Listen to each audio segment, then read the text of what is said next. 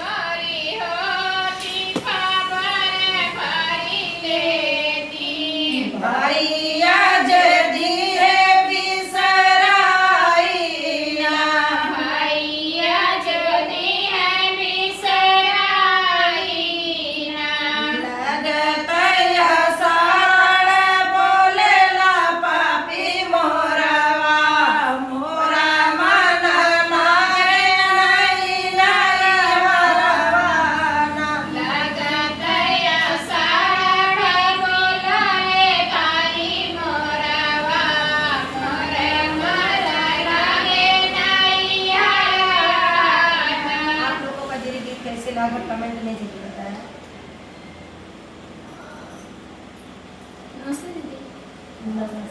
आई एकदम भेज दो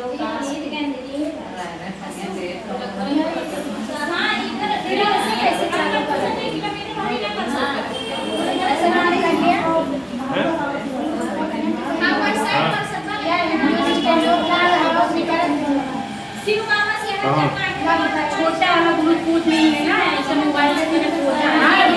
है वही है कनेक्ट करके लगा मोबाइल में कनेक्ट है और मोबाइल से कनेक्ट क्या करेंगे एक मोबाइल